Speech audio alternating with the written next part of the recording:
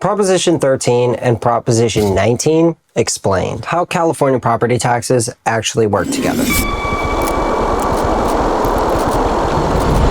If you own property in California, or you expect to inherit property here, two laws matter almost more than anything else when it comes to property taxes. Proposition 13 and Proposition 19. So Prop 13 explains how property taxes grow over time. Prop 19 explains what happens to those taxes when the property is passed down or changes hands. Now, you really can't understand one without the other. So here's an explanation of both. What does Prop 13 do? Prop 13 was passed back in 1978, and it's the foundation of California's property tax system. It does three main things. First up, it caps the base property tax rate at about 1% of the assessed value, plus any local voter-approved assessment. Second, it limits how much your assessed value can increase each year to a maximum of 2%.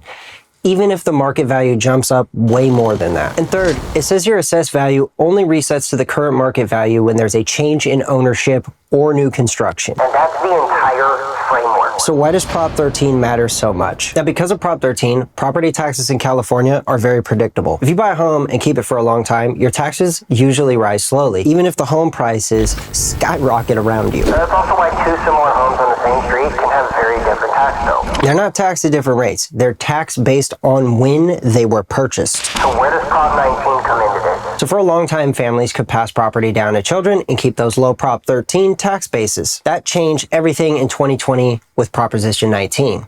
Prop 19 did not get rid of Prop 13. It changed how Prop 13 works when the property is inherited. And this is where most of the confusion starts. How Prop 19 changed inherited property. So under Prop 19, most inherited properties are now reassessed at the current market value, which means the old Prop 13 tax base resets. There is one major exception. If a child inherits a property and moves in and makes it their primary residence and files the proper paperwork with the county assessor, then a limited Prop 13 benefit can still apply to you, but it's not unlimited. So only a portion of the prior assessed value can be excluded.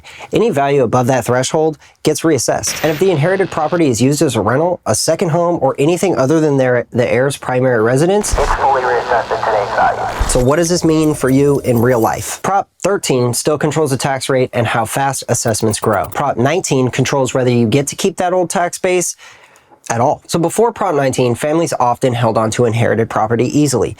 After Prop 19, many families have to reassess whether keeping the property still makes financial sense to them. And that's also why inheritance planning in California looks very different today. Prop 13 sets the rules for ongoing property taxes. Prop 19 sets the rules for what happens when the property changes generations. Does that make sense? Together, they explain why California property taxes look the way they do and why timing matters as much as it does. Now, full disclosure, this is general information only and not legal or tax advice. Property tax outcomes depend on the individual circumstances, so always consult with a qualified tax professional or an attorney. If you made it to the end of this video, thank you all for watching. Drop a like, subscribe, and share this video to someone you know that needs to see this.